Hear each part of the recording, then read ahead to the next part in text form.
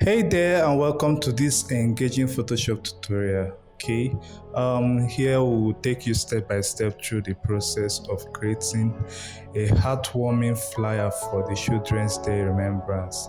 As we all know, 27th of May is the day of remembering the children, and I took it to dedicate this video to all the children out there and making them to remember that they are the leaders of tomorrow.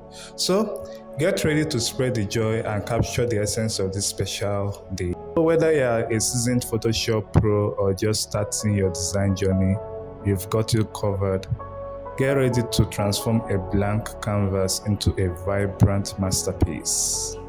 Don't forget to like the video, subscribe to my channel, and hit the notification bell so that you'll be notified of the future videos I'll be dropping. So with no further ado, let's get started.